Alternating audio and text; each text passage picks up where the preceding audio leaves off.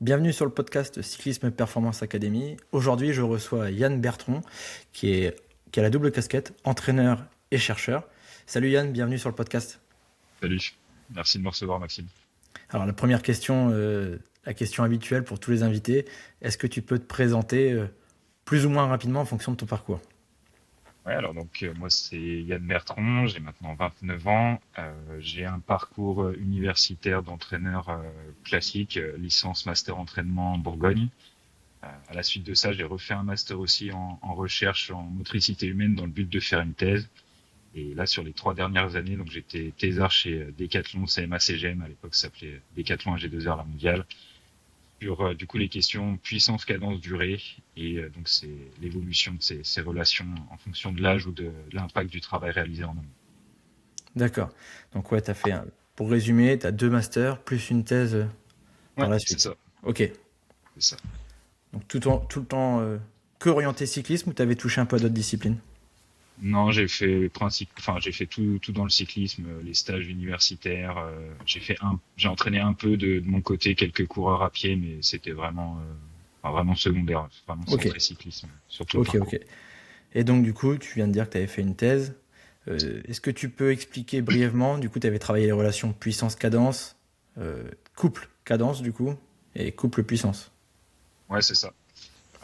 Grosso modo, c'est parti de mon stage de master 2, donc sur le deuxième master. On allait s'intéresser aux composantes couple slash torque et cadence en fait dans la production de puissance. Et donc à partir d'un test qu'on réalisait au laboratoire interuniversitaire de biologie de la motricité, la Chambéry, on allait en fait observer comment se comportaient les profils torque cadence, puissance cadence au cours en fait en cours du temps, dans le but de modéliser aussi ces relations autrement qu'uniquement sur du sprint, comme c'était fait de manière classique au niveau de la science. Ok. Et donc, du coup, je pense la question que tout le monde se pose en ce moment, comment, comment on pourrait définir le torque, ou quelle est la définition, entre guillemets, torque, force, couple? Tous ces mots-là veulent dire plus ou moins la même chose. Plus ou moins, ouais, avec quelques nuances. On va dire que torque et couple, c'est la même chose. C'est plutôt une traduction, en fait. Le torque, on va dire, c'est le mot en anglais pour dire couple. Donc la force de rotation. Et donc ça va être un peu différent de uniquement la force. La force, c'est généralement la force qui est appliquée au niveau de la pédale, moyennant, on va dire, une certaine efficacité en fonction de l'angle dans la rotation, fois la longueur en fait du bras de levier, donc fois la longueur de la manivelle, ce qui nous donne des newton-mètres si on est sur du couple ou du torque. Et si on est uniquement sur de la force appliquée, bah là c'est les newtons qui sont appliqués au niveau de la pédale. Ok, ouais, donc ouais, c'est une thématique. Est-ce qu'il faut travailler le torque, quelle intensité, etc. Bon, on en revient après. Et donc, du coup, toi, globalement, par rapport à tes travaux de thèse, qu'est-ce que tu as observé? Que la- le couple va influencer la production de puissance ou est-ce que c'est la cadence qui va plutôt influencer la production de puissance? Voilà, si tu peux juste m'éclaircir sur ces points-là, parce que j'ai Ouais, commencé à lire ta thèse et c'est quelque chose d'intéressant, mais ouais, bien comprendre tout ça. ouais, bah c'était vraiment un travail intéressant là sur on va dire les 3, 4 dernières années. Euh, Grosso modo, les deux influencent la production de puissance, mais de manière différente. Dans le but de produire la plus grande puissance possible, que ce soit pour toi ou pour moi, on va avoir des conditions optimales pour les produire. C'est-à-dire qu'on va avoir une combinaison entre le niveau de torque et la cadence à laquelle on fait tourner, on va dire, ce niveau de torque, qui va maximiser notre puissance. Ça veut dire que grosso modo, si moi, par exemple, ma cadence optimale sur un effort de 5 minutes elle est à 90 RPM, bah, c'est cette condition de 90 RPM pour un niveau de torque donné qui va me permettre de maximiser ma production de puissance. En revanche, si je sais pas, pour une raison X ou Y, soit je me retrouve en surcadence, ou soit j'ai pas le braquet adapté, je suis dans une montée, et je suis à 75 RPM, bah, ma production de puissance, elle sera maximale, on va dire, pour cette condition de cadence-là. Mais en revanche, je serai pas à mon record de puissance parce que je vais pas être dans les conditions de torque-cadence qui me permettent d'exprimer la puissance, la plus grande puissance que je peux produire. Et ça, c'était des concepts qui étaient vraiment très appliqués au départ sur des efforts, on va dire, explosifs, sur du Ouais, pour les sprint, des sprints, ouais. accélérations, des attaques. Et nous, ce qu'on allait regarder, en fait, c'est est-ce qu'on pouvait retrouver ces relations-là sur des durées d'effort plus importantes. Alors, on s'est intéressé aux durées d'effort maximaux du domaine d'intensité sévère parce qu'ils sont généralement assez simple à quantifier, à réaliser en phase de testing. Et en plus de ça, on a la certitude de pouvoir aller à l'épuisement physiologique, donc d'être aux capacités maximales. Ok. Et donc, du coup, tu as observé, ou vous avez observé, qu'entre les athlètes, il y avait quand même des cadences optimales qui sont différentes. Ouais, c'est ça. On va dire qu'il y a des tendances, et c'est ce qu'on retrouve soit de manière empirique, de ce qu'on connaît depuis qu'on est dans le vélo, l'entraînement, etc., et ce qu'on écoute aussi sur les podcasts, on retrouve dans les études scientifiques entre 80 et 90 RPM. Mais on a aussi des profils un peu plus singuliers qui vont être efficaces à des très hautes cadences ou à l'inverse efficaces à des très basses cadences, c'est-à-dire produire leur plus grand niveau de puissance en dessous de 80 RPM. Et c'est là où ça devient important en fait de le prendre en compte, de l'évaluer, de l'étudier pour ne pas aussi brider les athlètes des fois dans certains ranges de cadence qui seraient pas forcément les plus optimaux Ouais, pour eux. donc individualisation comme dans Exactement. l'entraînement. Et ça, je pense que c'est dans tes hypothèses ou dans les explications possibles. Est-ce que tu penses que le type de fibre musculaire va influencer le, la cadence pendant ces efforts-là, ou plutôt, ou également plutôt, le background de l'athlète, c'est-à-dire quel sport il a pratiqué avant, est-ce que... Ouais, alors je pense qu'il y a des deux. Euh, et le background sur le côté les sports qu'il a pratiqués avant, mais également la façon dont il a pratiqué le cyclisme depuis qu'il a commencé. Donc, grosso modo, les cadences de pédalage, elles vont être influencées par cet historique-là d'entraînement, de pratique, etc. Euh, et j'ai perdu aussi le début de ta question. Que le type de fibre musculaire. Oui, bah oui, forcément, le type de fibre musculaire va influencer en fait la cadence optimale et surtout la décroissance de la cadence optimale au cours du temps. Euh, Plus on va être sur un profil de cycliste explosif, sprinter, puncher, et plus en fait sur les temps de maintien longs ou les durées longues d'effort, généralement la cadence qui permet de produire le plus de puissance, elle va être diminuée de par la résistance à la fatigue des fibres rapides ou intermédiaires de ces athlètes-là. Et donc du coup, tu parles de la résistance à la fatigue. Je pense aussi qu'avec la fatigue, notre capacité à produire un couple élevé va diminuer. Ouais, tout à fait. Grosso modo, alors là, ce à quoi je fais référence, on reste sur des efforts, on va dire, compris entre 3 et 30-40 minutes d'effort à l'épuisement. Euh, Généralement, dans ce domaine d'intensité-là, ce qui va principalement baisser de manière significative, ça va être en effet le niveau de torque maintenu ou torque produit, selon comment on voit les choses. Et c'est ça, en fait, qui va faire l'écart entre des niveaux de puissance chez un même athlète, mais aussi entre des profils d'athlètes différents. Un grimpeur, par exemple, ou un rouleur vont être beaucoup plus capables de maintenir ces hauts niveaux de torque en comparaison donc, des profils un peu plus explosifs. Ok, ouais, donc oui, c'est hyper intéressant. Euh, Comment toi, tu vois la chose pour déjà évaluer cette capacité à produire un couple élevé ou se mesurer le couple et ensuite comment faire pour l'améliorer.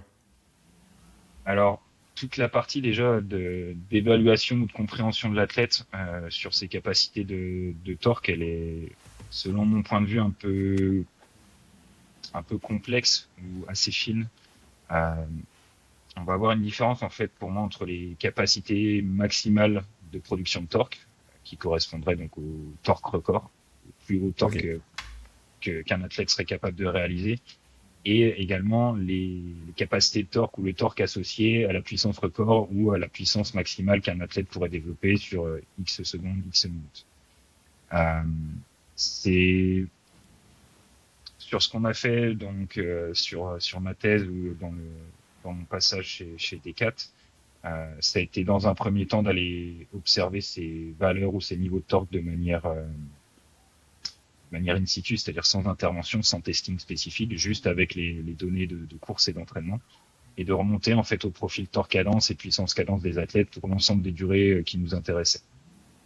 Donc pour ce faire, et donc sans intervention, là, on a besoin quand même de beaucoup de jeux de données pour ça. Donc on prenait, on va dire, une demi-saison jusqu'à une saison et demie chez certains athlètes où on n'avait pas vraiment d'extrême de cadence d'effort important, dans le but en fait de remonter à leur modélisation torque cadence, puissance cadence, durée. Dans un second temps, Et là, plutôt dans le but du coup de chercher à entraîner ses qualités, ou en tout cas à développer les qualités de torque, de capacité de production de torque à basse cadence.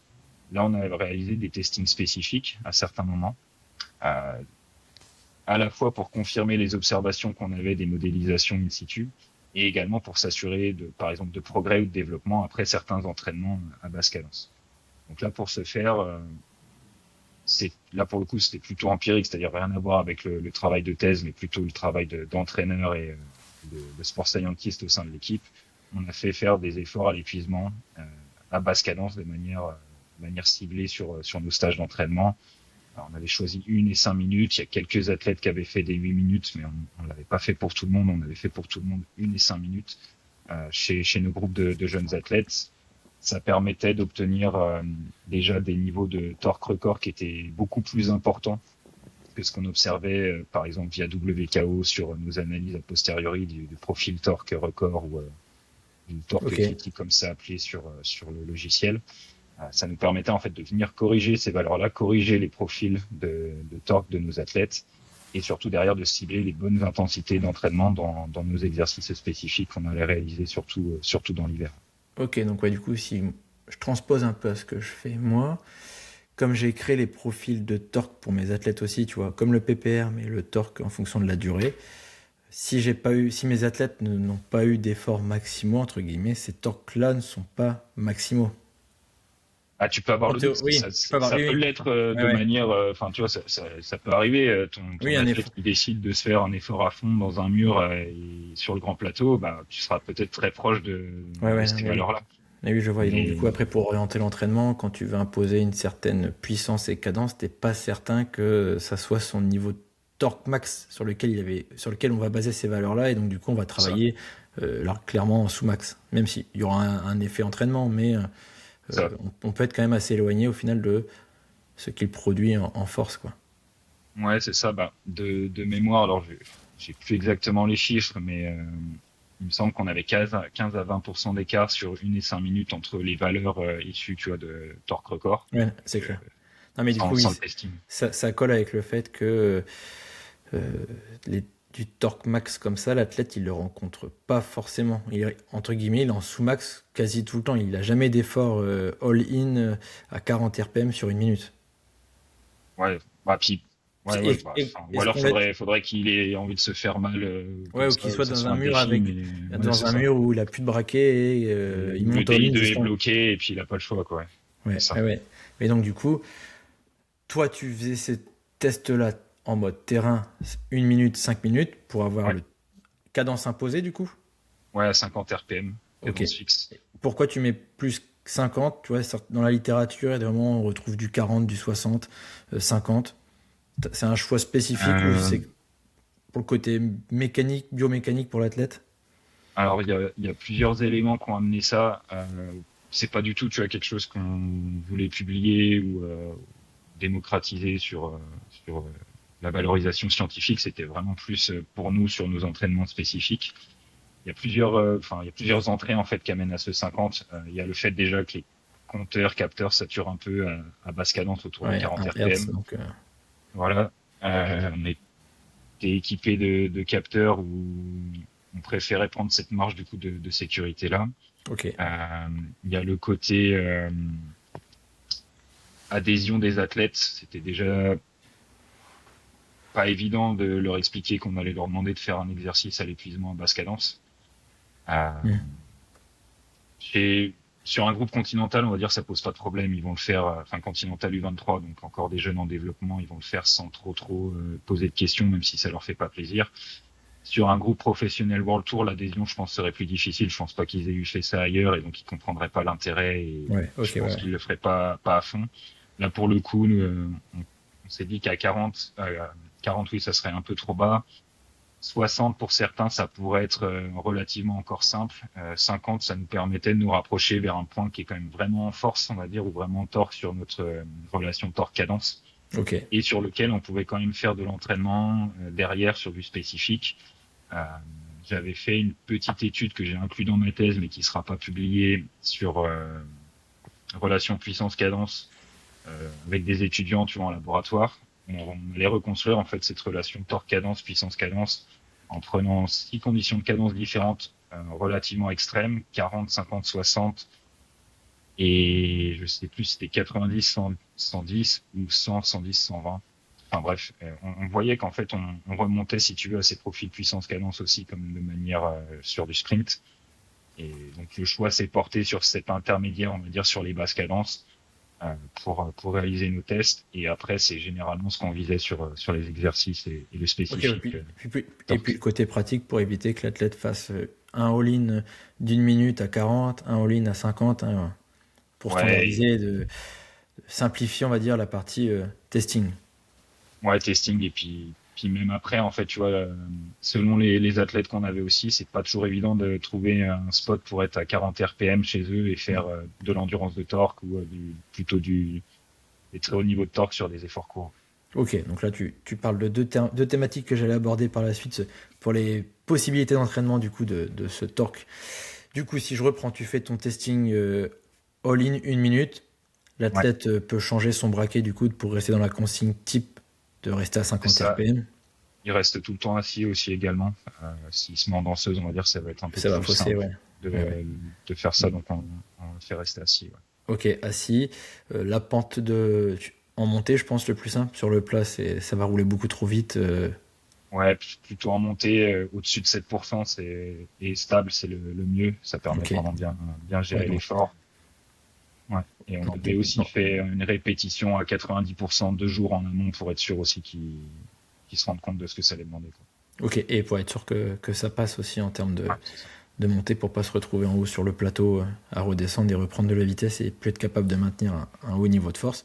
Donc ça, on va dire, c'est tes tests d'entrée pour calibrer ensuite les séances qui vont arriver pour travailler ton couple. Ouais, c'est ça, tout à fait. Ok. Et donc du coup, pour la suite, tu, toi, qu'est-ce que tu préconises ou en fait, qu'est-ce que tu as remarqué sur comment on peut améliorer, tu disais l'endurance de couple ou l'endurance de torque ou torque max, comment tu améliores et surtout en fonction voilà, des résultats, euh, qu'est-ce qui te fait te dire, bah, lui, il faudrait qu'on travaille son torque max alors que lui, il faudrait qu'on travaille son endurance de torque. Ouais. Alors, ce qui est pas présenté ou là ce que j'ai pas dit juste avant, c'est qu'on a aussi, pas en stage, mais chez les athlètes, des testings torque cadence pour le coup plus classique au sprint, Ok, ce qui nous permet aussi de connaître les niveaux de torque max, cadence max, Pmax, etc. Donc ça nous permet aussi des fois déjà d'orienter sur tout ce qui va être exercice de sprint, l'entraînement plutôt en torque ou plutôt en cadence sur le côté max. Et donc ensuite, en fonction des résultats qu'on a eu sur le testing 1 et 5 minutes, et en fonction du profil de l'athlète, on allait viser plutôt tel ou tel type d'exercice. Grosso modo, ceux qui étaient plutôt typés Classic Man allaient beaucoup s'entraîner sur des blocs entre 30 secondes et 1 minute 30 jusqu'à 2 minutes euh, max, je crois, de ce qu'on a fait pour plutôt du coup, le groupe classique. Et le groupe plutôt typé grimpeur ou rouleur, à ce moment-là, on allait plutôt travailler sur des temps de maintien un peu plus longs, comme on voit beaucoup passer en ce moment, 6 à 8 minutes. On se basait sur de manière un peu empirique à partir du test 5 minutes, parce qu'on n'avait pas pris le temps de faire plus long. Ah. Et grosso modo, on arrivait à retomber sur nos pieds, c'est-à-dire à faire en sorte que les exercices soient réalisables à ces ouais. cadences-là pour les athlètes. Donc tout ce qui est Classic Man, ils sont vraiment sur des blocs courts Ouais, et assez intenses, toujours autour des 50 RPM. ouais, c'est ça. Donc ça demande ouais, je pense au bout de 3 reps, Et musculairement, ça ouais, ça commence les occupe, ouais. ça les occupe et musculairement, ils sentent que ça travaille là. Ouais, c'est clair. Et pour tout ce qui est, on va dire, grimpeur ou rouleur, où tu mets sur du plus long, l'intensité est un peu moindre. Elle est un peu moindre. Alors, on les exposait quand même aussi à des efforts assez violents comme les Classic Man, mais plutôt de manière isolée, ou alors ça allait être, tu vois, des rappels ou Ouais, ok. pas le fond du développement, mais c'est quand même important qu'ils soient aussi, je pense, exposés à ça, parce qu'il arrive aussi quand même des moments où on va avoir soit des accélérations, soit des portions vraiment très très pentues, et c'est bien aussi, je pense, de les développer quand même Ok. sur ce point-là. Et donc, ouais, à partir de là, tu te bases à un certain pourcentage de ton record pour travailler ça. Ouais, grosso modo, c'est ça. Oui, c'est assez empirique parce qu'il faut le dire quand même que sur la thématique du torque actuellement, tout le monde en parle, mais il n'y a pas un gros consensus en fait. Ouais. On pourrait le travailler de plusieurs manières, mais il n'y en a pas une qui va te dire que c'est celle-ci qui fait le gain ultime, quoi. En fait, il y a quelques études, tu vois, qui sont intéressées à ces questions-là, mais soit c'est des publics qui vont pas être élites, voire même pas cyclistes du tout. Donc forcément, en fait, tu as des gains si tu t'entraînes. Enfin, rien que le fait de Oui, stresser un organisme va l'améliorer par non, mais définition. c'est clair. Donc si tu sollicites un peu Et de torque, tu vas progresser en torque. bah, si tu fais, enfin, j'ai une étude, je me rappelle plus qui a fait l'étude, mais il y a une étude sortie récemment où, en gros, c'est du travail à VO2 max à basse cadence versus le même travail au même pourcentage de VO2 max à cadence optimale. Bah, le groupe entraîné à basse cadence va progresser de manière un peu plus importante, mais ça paraît logique. Le stress physiologique est là, le stress mécanique est un peu plus important. Euh, c'est presque logique que tu Ouais. améliores un peu plus tes capacités. La plupart des études qui ont aussi des fois cherché à comparer, par exemple, l'entraînement à basse cadence sur le vélo versus entraînement en musculation avec charge additionnelle, te montrent également que l'entraînement à basse cadence n'apporte pas plus d'effets ou voire moins d'effets que l'entraînement en musculation. Sauf qu'on n'est pas du tout sur les mêmes modalités. Et l'entraînement en musculation, même si on est sur du 10 ou 15 répétitions, il sera plus intense mécaniquement que ton entraînement de 6 minutes à 70% de VO2 max. Donc forcément, les gains associés peuvent pas être comparables ou, enfin, en tout cas, de mon point de vue, sont difficilement comparables. Ok. Et du coup, Ouais, ça ok. crée un peu un flou au niveau scientifique sur ces apports-là. Et c'est plutôt l'empirisme à l'heure actuelle qui Voilà, nous mais donne, c'est on va clair. dire, des pistes. C'est clair. Quand tu vois que quand j'ai commencé à entraîner, c'était très culturel de faire de la force dans les bosses à 50 RPM, mais en gros, c'était de la zone 2, quoi. Fallait monter au ralenti. Et aujourd'hui, Ouais, quand tu regardes un petit peu les niveaux de couple qui sont atteints pendant ces efforts-là, en fait, c'est vraiment. Il n'y a pas grand-chose. Donc en gros, il n'y a pas de sollicitation, il n'y a pas de grosse adaptation avec ce type de séance. Et aujourd'hui, on tend vers sur des exercices à basse cadence avec une certaine quantité de watts pour être dans des niveaux de couple assez élevés. ouais, tout à fait. Tout à fait. Et en plus de ça, l'entraînement, comme tu dis, un peu historique qu'on a connu, je pense qu'on visait au watt la zone 2, mais des fois, en fait, si tu prenais les variables physiologiques, ou ne serait-ce que la fréquence cardiaque en face de cette zone 2 pour cette basse cadence, bah, en fait, tu te retrouverais presque sur un travail de seuil. Euh, Mm. et c'est là où, du coup, des fois, bah, oui, effectivement, si le niveau de couple ou de torque, il est pas très élevé, je suis pas sûr que c'est une grande efficacité, autre que sur la technique de pédalage, on va dire, à moyenne ou basse intensité. Alors que le travail dont tu fais référence sur ce qui se fait à l'heure actuelle, des très hauts niveaux de couple et du coup des exercices très intenses. euh, pour l'instant, la science ne dit pas forcément à quel point ça va faire progresser ou pas un groupe d'athlètes ou un athlète. En revanche, d'un point de vue empirique, on voit des adaptations, des progressions chez certains des athlètes qu'on a eu dans l'équipe. Et voilà, là, je ne sais pas si tu auras la réponse à ma question, mais tu penses que on peut toujours continuer à progresser sur notre capacité à produire un torque élevé ou au bout d'un moment on va arriver à un plafond de verre qui sera difficilement améliorable? De toute façon, on arrivera toujours forcément à un plafond de verre pour chaque athlète et qui Mm. amènera ensuite vers le déclin. Euh, tu peux jouer aujourd'hui sur ces niveaux de torque d'un point de vue de l'entraînement. Euh, Ça peut aussi être impacté par la position sur le vélo, la longueur des manivelles. Mm. Ça peut avoir un impact direct.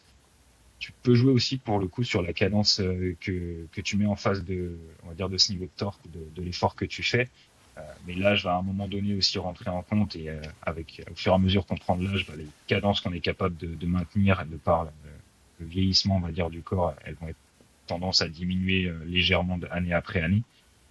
Euh, enfin, on va dire jusqu'au déclin de l'athlète, pour moi, on est censé pouvoir gagner soit en capacité de production de torque ou de maintien de torque et du coup Ouais, ouais, je vois. Et améliorer là, du coup, la tu parlais perf. aussi des manivelles. Avec la tendance de raccourcir les manivelles, la capacité à produire le couple va avoir tendance à diminuer légèrement parce que du coup, le bras de levier est plus faible aussi. Alors, ouais, bah Oui, clairement, non, mais de c'est. manière physique, c'est ce qui se passe. Après, l'autre côté qu'il y a et qui peut venir un peu contrebalancer ce phénomène-là, c'est qu'on modifie la relation force-longueur. Hmm. Et donc, si tu as une plus grande ouverture du bassin, tu peux aussi avoir un peu plus de capacité à produire une force qui va être efficace, dans le but du coup de contrer un peu ce côté, on réduit la manivelle, donc on diminue en couple, mais en revanche, peut-être que la force appliquée euh, peut être un peu augmentée. Euh, mais du coup, ça peut aussi demander, par exemple, dans les perspectives de travaux de ce qui a été fait sur ce côté longueur de manivelle optimale, etc., ça serait aussi intéressant en fait de prendre en compte la capacité à produire de la force, du torque de l'athlète en fonction de la longueur de manivelle. Oui, donc de En croiser revanche, en fonction de son profil aussi. Est-ce qu'au final, peu importe sa taille, est-ce que pour lui, c'est pas mieux telle longueur de manivelle pour ses capacités actuelles? ça mériterait en tout cas qu'on se pose la question et d'essayer de creuser ça d'un Ouais. point de vue empirique et ou scientifique. Par contre, si c'est d'un point de vue scientifique, ça devient un peu une grosse charge de recherche et de logistique d'études, quoi.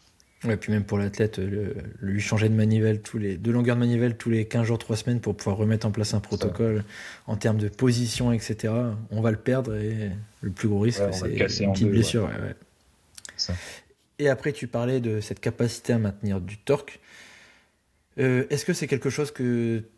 Alors comme tu as dit que tu n'as pas été jusqu'avec la World Tour, mais est-ce que l'âge va influencer cette capacité à produire un haut niveau de torque et cette capacité à maintenir? Tu vois, la durabilité, c'est un peu Ouais. pareil. Quand on regarde la définition de la durabilité, il y a tellement de paramètres qui peuvent l'influencer, etc. Et je pense, j'en ai pas la certitude, mais que l'âge, le nombre d'années à haut niveau fait aussi que cette durabilité tend à être améliorée. Et donc, du coup, théoriquement, le torque devrait suivre un petit peu aussi. Ouais, tout à fait. Euh, c'est une des questions que j'ai eues sur ma soutenance de thèse, le côté âge ou catégorie de pratique. Et c'est vrai que j'avais pas du tout abordé comme ça au départ. Moi, j'avais plutôt abordé avec le point de vue de l'âge fait une différence entre des juniors, des U23 et des World Tour, mais aussi ce qu'il faut mettre en face. Et c'est un peu ce que tu dis avec le côté nombre d'années en World Tour ou nombre d'années chez les Mm. professionnels. Le fait d'avoir des charges d'entraînement, de course, grosso modo des charges de travail aussi importantes pour ces athlètes-là sur des années consécutives, forcément, ça améliore les capacités globales de l'athlète. Donc, ça va Ouais, ouais. améliorer les capacités de force, capacités de durabilité, d'entraînabilité, etc. Et donc, on a déjà une différence qui serait du coup justifiable par charge de travail ou les Mm. charges globales des athlètes. En revanche, tu as malgré tout euh, des différences pour moi sur la capacité à maintenir du torque, donc on va dire sur des durées d'effort de plusieurs minutes. On parle là d'efforts continus, donc je sais pas, test 5 minutes, 20 minutes, Ouais. montée de colle, etc. On a des différences qu'on retrouve du coup entre nos trois catégories, qu'on retrouve pas, tu vois, si on est sur du profil force-vitesse de sprint classique. Donc c'est pas vraiment un problème entre guillemets de force là pour le coup, de mon point de vue. On serait du coup sur une endurance de torque ou une endurance de force qui serait différente en fonction de l'âge et du niveau de pratique de, des athlètes en question. Et ça paraît logique. Plus les athlètes progressent, on va dire, vers les catégories plus âgées, de niveau supérieur, plus les temps de maintien vont être longs, plus ils vont être face à des montées de colle, à des phases de course où on va avoir un gros rythme pendant plusieurs minutes à la suite, etc. Donc l'exposition et la sollicitation est Ouais. différente, Ok, en plus oui. de ce côté athlètes qui sont pour la plupart pas encore finis d'être développés à 18-19 ans, quoi. Oui, puis l'influence du parcours, le volume d'entraînement hebdomadaire, etc., fait que, comme tu as dit juste avant, plus on s'entraîne, même si on ne sollicite pas le torque énormément, on va le rencontrer, on va être exposé à ça en course, on va être exposé à ça lorsqu'on va monter l'école en stage, alors qu'en junior, on n'a pas ces passages-là de manière très régulière. Ouais, tout à fait. Non, mais ok, ouais, c'est hyper intéressant. Tu vois, c'est les questions que je me pose sur le torque.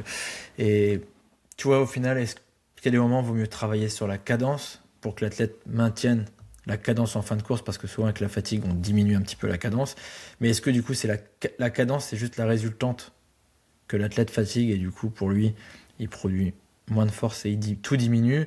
Ou est-ce qu'il faut vraiment essayer de travailler ce torque sur fatigue pour être. Tu vois, c'est Plein de Ouais. questions que je me pose encore pour le moment en me disant, bah, en fait, qu'est-ce qu'il y a de prédominant pour maintenir la cadence, entre guillemets, optimale. Parce que moi, Ah, on va dire, j'ai la culture du 90 RPM, tu vois, de dire à mes athlètes, si tu commences en début de course à 80 RPM de moyenne, avec la fatigue, tu vas plonger et tu vas tendre de plus en plus vers la force et tu te fatigues encore plus vite. ouais. C'est des vraies questions et enfin c'est des bonnes questions. Si on regarde un peu ce que nous dit la littérature scientifique récente, on va dire chez des athlètes professionnels niveau Conti ou Conti Pro, euh, c'est le torque est pas censé bouger après avoir accumulé du travail, c'est plutôt la cadence qui va diminuer et ça on va plutôt tu vois sur le côté fatigue des fibres 2. Euh, mais ce qu'on a retrouvé nous là de manière in situ dans nos analyses, c'est que les deux bougeaient à la baisse et notamment en fait en conditions de course, le torque va être énormément impacté par l'accumulation de travail. Et donc ça nous a un peu surpris, c'était un petit peu à l'encontre de l'étude du coup là de Peter Leo qui doit dater de l'année dernière. Ouais. Eux avaient vu justement une baisse de cadence après fatigue, donc après avoir accumulé du travail. La différence, nous, on l'explique par la nature en fait du travail qui a été accumulé. En fait, quand tu accumules du travail en dessous de puissance critique sans dépléter du W', bah, peut-être qu'effectivement l'effet il est principalement sur la cadence de pédalage associée à l'effort, à l'épuisement. En revanche, quand tu es sur des classiques ou même sur des courses de grand tour, des étapes du tour, etc., Mm. tu consommes aussi beaucoup de W' dans ta journée. Il y a beaucoup de Ok. répétitions d'efforts, des relances, le placement en bas d'école. Si tu es sur les classiques, c'est encore pire. Et en fait, nous, en tout cas dans nos analyses et dans la discussion qu'on a a posteriori, c'est aussi que la nature du travail va impacter ta capacité à soit garder une cadence de pédalage pour un niveau de torque, mais aussi des fois le niveau en fait de maintien de torque sur Oui, des efforts oui, parce que d'épuisement. musculairement, avec la répétition des efforts, bah, on est fatigué, quoi. Pour faire simple, c'est ça. La fatigue Ouais, c'est apparaît de ça. plus en plus et en fin de course, on à tourner les jambes, la tête va avoir l'impression d'avoir. Il sent la sensation de mal aux jambes, donc naturellement, il va baisser sa cadence et il peut plus maintenir les niveaux de force comme il avait en étant frais parce que il est fatigué. Le nombre de relances, le replacement, le nombre d'accélérations par-ci par-là fait que il perd en fraîcheur. Ouais, c'est ça. Et il y a aussi un petit effet des fois, notamment, tu vois, sur, on va dire, des arrivées en montée ou difficiles, où l'athlète va lutter jusqu'à l'épuisement. Il va voir sa cadence diminuer, on va dire, de manière nette, Mmh. plusieurs RPM. Et en fait, tu as aussi ce côté perception on va dire, de la difficulté de l'effort et de qu'est-ce que doit être ta cadence optimale pour te sentir, entre guillemets, bien et finir la montée. Où, bah, très simplement, en fait, ils vont relever une dent, donc diminuer le torque associé et retrouver une cadence confortable, on va dire. Ok. Et du coup, bah, c'est là où le torque peut vraiment être impacté, à la différence d'une étude peu plus contrôlée là, de ce qui avait été fait. Alors, nous, comme c'est de manière in situ, on peut pas contrôler les choses. On sait pas exactement quel a été le choix de l'athlète. Est-ce que c'est parce que bah, Oui, il pouvait le plus tourner les perceptif. jambes ou quoi? Ouais, ouais. Voilà, c'est ça. Mais grosso modo, en tout cas, dans nos pistes d'explication, c'est que selon la nature aussi des kilojoules accumulés, à quel point, tu vois, il y a du W' dedans qui est déplété. Si tu vas regarder la puissance normalisée de ces kilojoules accumulés, bah, tu peux aussi avoir des indices de à quel point ça a été fatigant et pourquoi tu as une baisse de torque ou Ouais, donc, une baisse de donc, ouais, donc cadence. tout, en fait, tout se recroise. La durabilité, le torque, le temps passé au-dessus de, bah, entre guillemets, dans chaque zone. Tu vois, je me suis fait ça aussi pour me creuser la tête sur les courses, pour savoir au final la quantité de kilojoules accumulés par zone. Parce qu'au final, oui, si on fait 4000 kilojoules, mais entre celui qui a fait 4000 kilojoules en endurance, donc zone 1, zone 2, ça reste 4000 kilojoules, on est d'accord, mais celui qui a 4000 kilojoules en ayant fait beaucoup de zone 5, zone 6, zone 7, ça reste 4000 kilojoules, mais en termes de fatigue, il y en a un qui va avoir une perception de fatigue plus importante que celui qui a juste fait de l'endurance. Pourtant, c'est 4000 kilojoules. Complètement. La charge Complètement. mécanique, etc., va être différente. Ouais, c'est exactement ça. Donc tout se C'est recroise exactement ça. et ouais, donc non, c'est intéressant. Je pense que je vais essayer de remodéliser différemment, autrement que par WKO. Au final, faut creuser. Tu vois, j'avais essayé cet hiver de mettre un peu en place des séances du 4 x 4 minutes, 4 x 6, 4 x 8 en fonction du pourcentage de torque, etc. Mais j'avais pas fait de all-in avant pour calibrer ça. Tu vois, je m'étais basé en partant du principe que le PPR, tu vois, j'avais calculé le couple en fonction du PPR du coup. Ouais. Ouais, ou du coup, ça serait ton Les, PPT, là, enfin, non, pas PPT, mais L'athlète PTR. n'était pas forcément à basse cadence du coup. J'ai mon Ouais, ouais, profil ouais. de torque, mais en fonction de, voilà, j'ai pris en compte l'ensemble des records, la cadence associée au record, mais j'ai pas redécoupé en me disant, voilà, quel est le PPR 50 RPM, PPR 60 RPM, PPR 70 RPM. Et ça fait de la data, là. Ouais, ça fait de la data et en fait, des fois aussi, on peut quand même arriver un peu à des pièges avec ça parce que si ton athlète ne serait, tu vois, qu'à 50 ou 60 RPM, il est jamais allé sur un effort à l'épuisement ou très proche de l'épuisement, tu peux quand même essayer de remodéliser ça avec WKO, mais t'auras des erreurs. Le mieux, en fait, c'est d'essayer de faire une espèce de nuage de points de tous les efforts, par exemple, sur 5 minutes, pour chaque cadence donnée. Et tu fais après une régression linéaire torque cadence et tu gardes en fait ceux qui sont les plus proches de ta régression linéaire.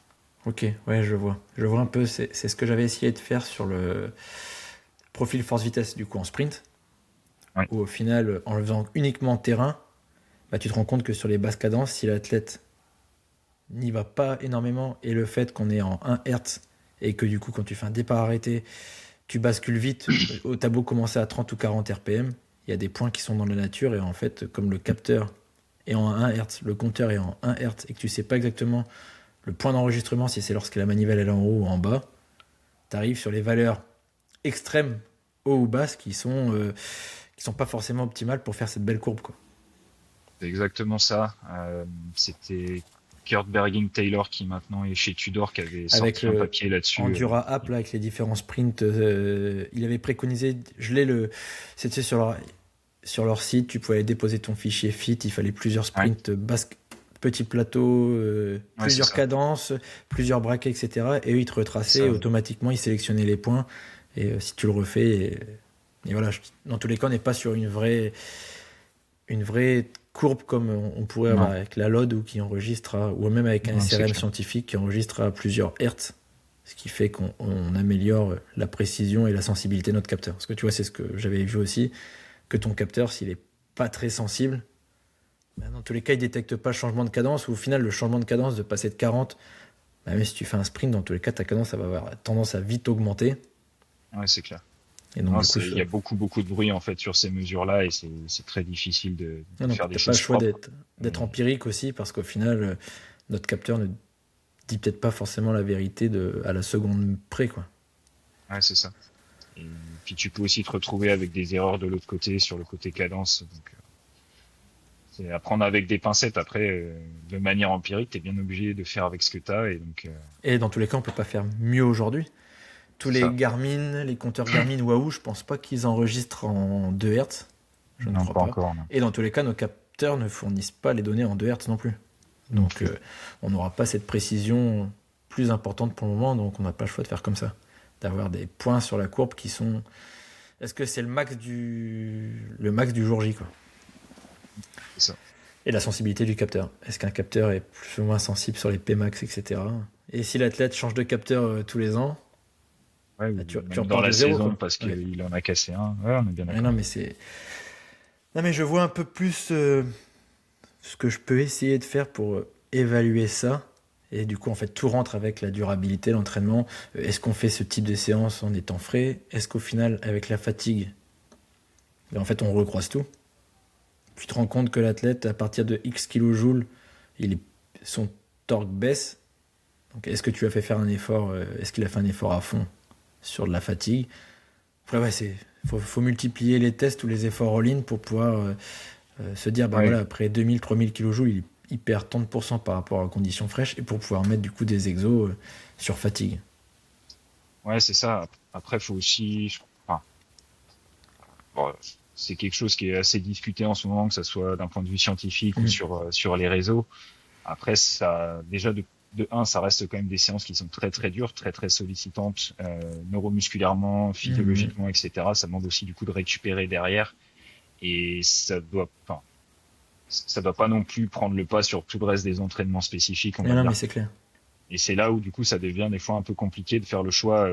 Combien d'efforts tu testes? Est-ce que tu fais ton test que en conditions fraîches? Est-ce que tu en fais un aussi après fatigue? Enfin, ça reste aussi à intégrer en fait à tout le reste. C'est pas non plus, enfin en tout cas pour moi c'est pas le torque est pas la seule vérité de la performance Non, aujourd'hui. mais c'est clair, mais ça rentre dedans. Entre guillemets, Ouais, aujourd'hui, beaucoup de monde en parle. En fait, on te dit, ouais, c'est ce qui peut te faire progresser. Mais tu vois, c'est la part. tout à fait. Enfin, tu vois, c'était dans mes réflexions de me dire, ouais, comment j'oriente moi, mes séances torque. Est-ce que je continue à faire pour les, tu vois, plutôt ce qui est sprinter, puncher, faire des séances torque max avec des départs plutôt basse vitesse, mais un gros braquet pour aller chercher un haut niveau de torque ou une haute sollicitation musculaire. Est-ce qu'on continue de mettre des séances avec plusieurs blocs de 3 à 4 minutes à cadence basse plus niveau de puissance pour se rapprocher en Newton mètre par kilo, j'ai plus mes valeurs de tête, mais en fonction de l'athlète, de ses records, comme je t'ai dit juste avant, comment je les avais recalculés, ou est-ce qu'au final on fait faire des efforts all-in avant de recalibrer tout. Tu vois, ça fait pas mal de discussions, et de toute façon entre les entraîneurs, comme on l'a dit déjà avant, il n'y a pas encore de consensus, donc en soi, dans tous les cas, ça crée du stress pour l'athlète. Donc Et tout temps pour une progression. c'est ça. Et quoi qu'il arrive, enfin, de faire de la basse cadence à haute intensité, ça va amener du stress mécanique et physiologique.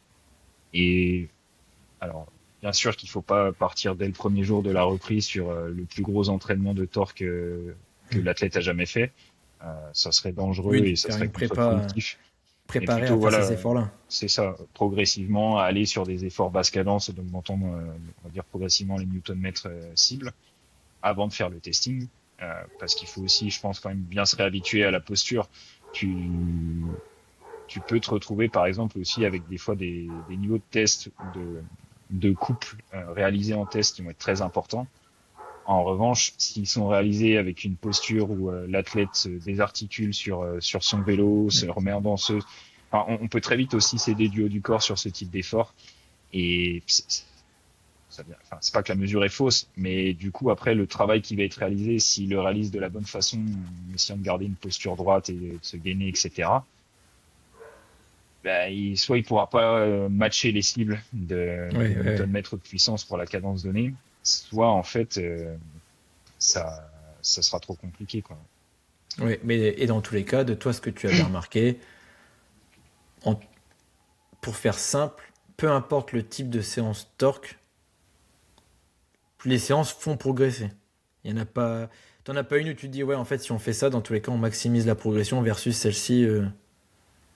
Bah, en fait, si tu veux, nos séances après, elles ont pris place dans les entraînements et Ouais. les phases d'entraînement des uns et des autres. Il y a aucun qui a fait exactement la même chose et on n'a pas eu, tu vois, par exemple, trois athlètes, point A, ils font exactement le même entraînement, Ok, point ouais, B, ouais. comment est-ce que ça progresse?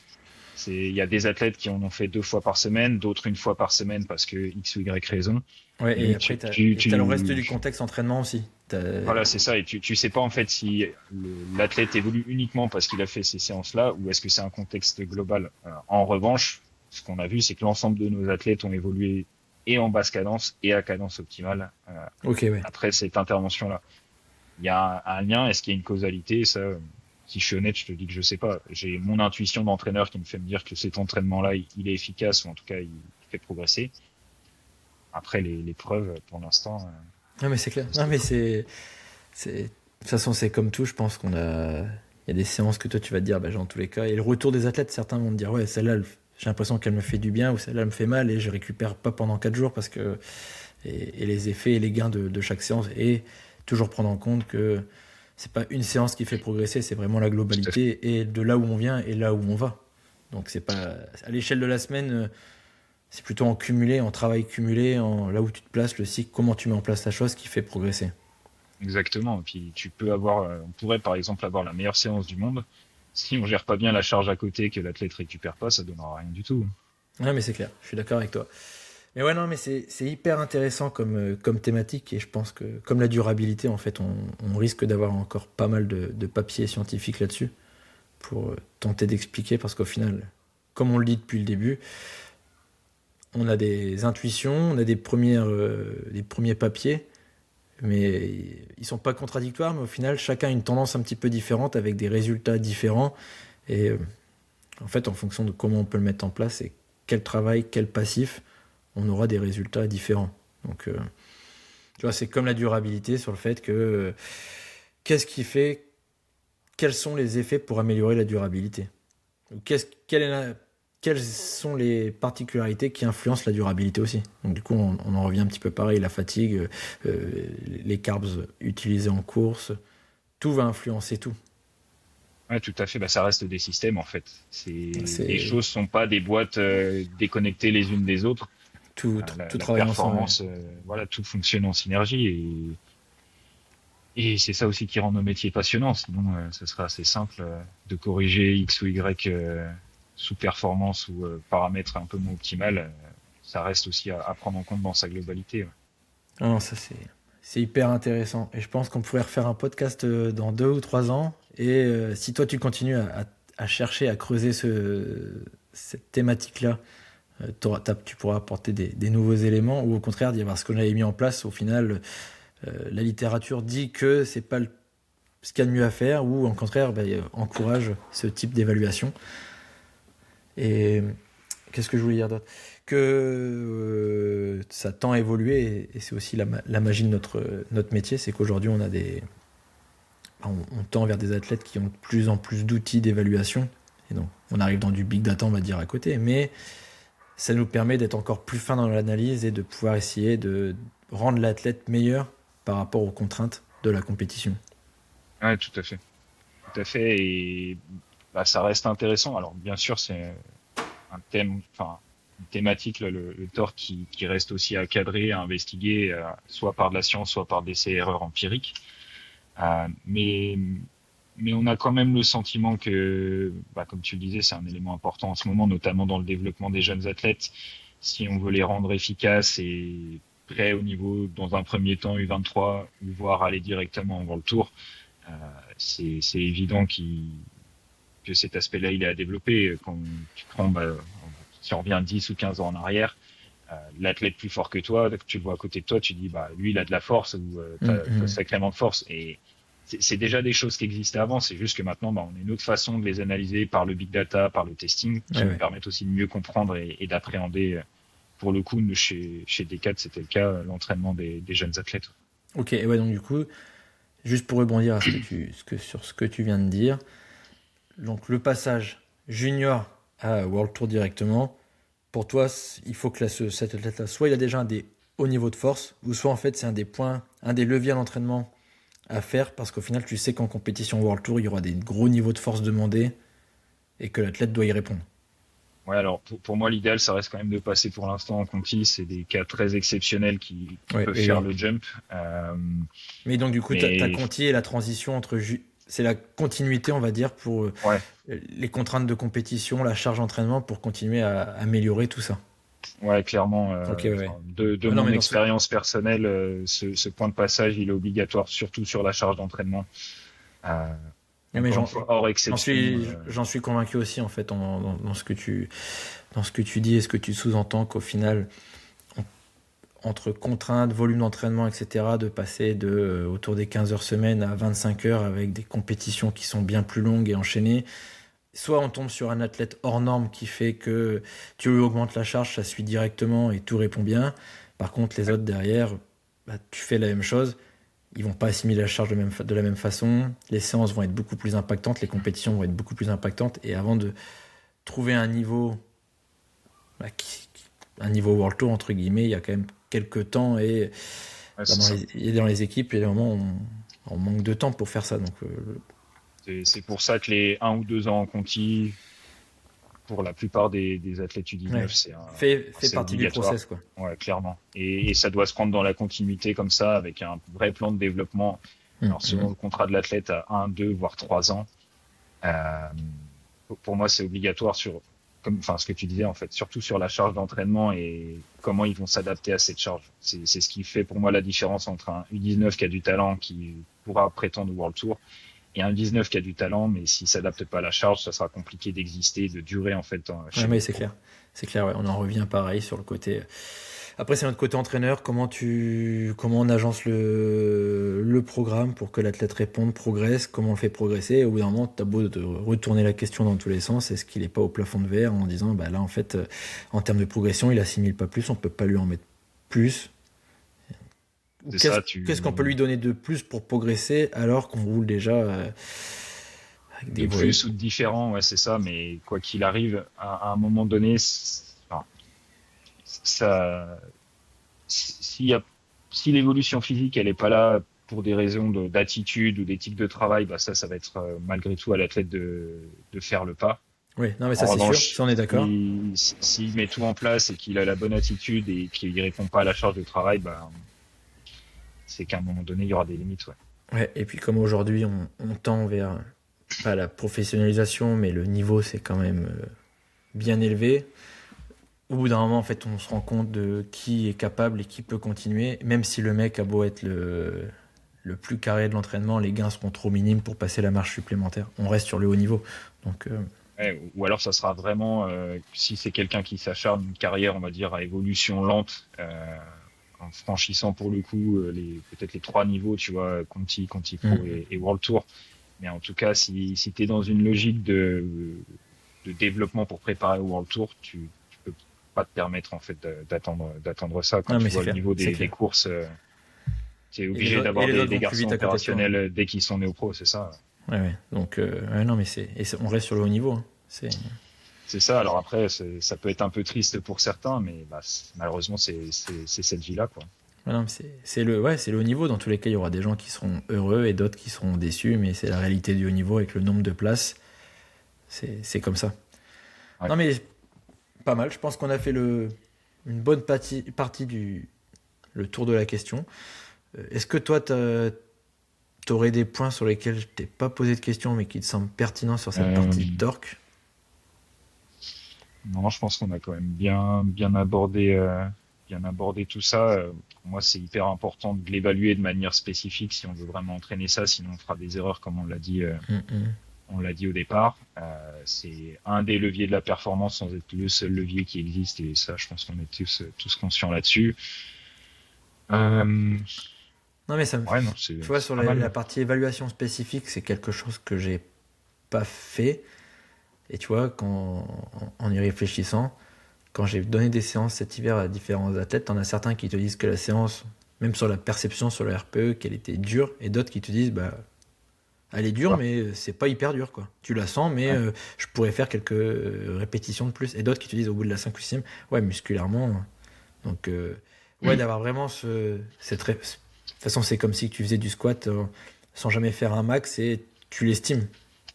Ouais, bah c'est un peu ça. C'est un peu ça. Et ce qui est le plus dur, je trouve, par contre, à calibrer dans ces séances-là, au-delà du coup enfin, une fois, tu vois, si tu as fait ton testing et quelques essais-erreurs, s'il y a besoin d'ajuster les cibles, le plus compliqué à gérer, ça va être les temps et intensité de récup, euh, Ouais. qui là, pour le coup, sont beaucoup plus flous pour moi, où c'est vraiment de l'essai-erreur en fonction de comment réagit l'athlète.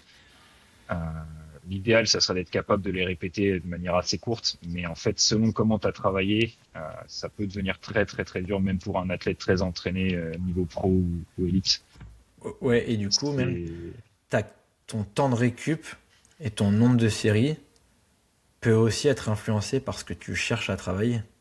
Tu peux ouais, tout peut-être à mettre fait. moins intense, mais faire des 2 minutes ou 1 minute 30, comme tu disais, assez costaud, mais on va dire pas, t'es pas au max, avec des récup courtes, mais Ouais. d'enchaîner ça pour au final, tu cherches à travailler sur de la fatigue parce qu'en course, tu sais que en fin de course où ça fait bim bam boum dans tous les sens, tu vas mettre un gros niveau, ça va se relever, ça va se regarder.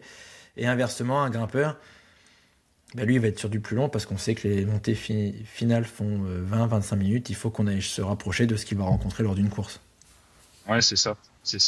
Bah, globalement, un grimpeur, je vais plutôt jouer sur des maintiens qui sont pas maximaux, mais des temps de récup courts, voire Ok. même faire des fois un peu varier dans le, je sais pas, imaginons, on est sur un exercice de 8 minutes, 85% de son record qui serait 8 minutes à 50 RPM. Dedans, en fait, de faire varier aussi, d'avoir des pics de torque pour moi, c'est quelque chose qui est assez intéressant parce que des Ok, fois, ouais. c'est là où certains ont un peu de mal justement sur la variation de rythme. Et quand tu as une accélération, en fait, bah, tu vas avoir une accélération aussi de ta demande de force. Et je trouve que ça va être intéressant de le travailler chez eux et avec des temps de récup courts, comme ils sont aussi normalement sur des temps de maintien qui sont plus longs. Là où c'est un peu plus tricky, je trouve, c'est sur l'entraînement des Classic Man, parce qu'en fait, si tu veux préparer par exemple un athlète U23 au niveau World Tour et aller sur les classiques, la difficulté des monts, qu'ils soient pavés ou non, nous permet d'avoir aussi des valeurs normatives, on va dire, de qu'est-ce qui est nécessaire, je sais pas, en torque à 50 RPM sur une minute. Et donc tu vas avoir déjà aussi cette partie de essayer de faire en sorte que ton athlète en développement, qu'il soit néo-pro ou U23, bah, il se rapproche, on va dire, de ces cibles-là. Mais tu vas avoir aussi le côté répétition des efforts et donc Ouais. répétition de ces exercices de torque. Et des fois, on a des athlètes qui ont du mal à atteindre, on va dire, nos valeurs normatives de ce qui serait pour nous, par exemple, ce qui est nécessaire pour un Classic Man en World Tour en 2026, mais qui en revanche ont très peu de décroissance ou de perte sur nos exercices de répétition. Donc c'est là où des fois bah, les temps de récup jouent un petit peu et bah, le nombre de séries ou l'intensité de la série va avoir une Non, mais influence. dans tous les cas, faut y aller. En tant qu'entraîneur, on y va à tatillon, on adapte, on ajuste pour que. On n'a pas le choix. C'est clair. Non, mais c'est top, c'est top. Ça donne plein de perspectives de travail et de comment creuser encore plus les données pour aller chercher ces infos-là sur le profil des athlètes. Non, c'est hyper intéressant. Je te remercie de m'avoir déjà Moi, je t'en prie. personnellement éclairé parce qu'au final, j'ai pas fini encore de lire ta thèse, mais tu vois, c'est les questions que je m'étais déjà notées et je me suis dit, bah, si on peut faire ça sur un podcast, c'est parfait. Non, mais avec plaisir. Et du coup, si des auditeurs ou des personnes qui nous regardent sur YouTube ont des questions, comment peuvent-ils te contacter? Tu as encore ton site internet, sur Non, là, Instagram? j'ai plus de site internet. J'ai une page Instagram, Yann Cycling Coach, je crois, Ok, de où toute on peut me façon, comme il y aura contacter. un ou deux réels, tu seras mentionné, donc pour ceux qui Ok, veulent te suivre, ils peuvent aller te suivre. très bien. Et puis bah, après, rentrer en contact comme ça avec moi, Pour te poser une ça sera question, très ouais. bien. Ouais, Et est-ce avec que tu plaisir. entraînes encore actuellement? Si jamais des personnes cherchent un entraîneur, est-ce que toi tu entraînes encore? Est-ce que tu prends encore des personnes? Ouais, tout à fait. Donc là, mon temps avec des 4 CMA CGM, c'est fini. Donc je suis enfin, j'entraîne des personnes de manière individuelle, on va dire Ok. des athlètes de tout niveau de manière individuelle, et donc j'ai encore des places et du temps de dispo Eh à ben accorder. parfait. Ouais. Comme ça, pour ceux qui cherchent un entraîneur, il y a Yann qui est dispo. Je te remercie pour ton temps passé, pour ces questions, pour Merci à toi. cet échange de qualité. Et je te dis à une prochaine ou un prochain podcast pour continuer à approfondir cette thématique. Eh ben, avec plaisir. À bientôt, Maxime. Merci, Ciao. salut.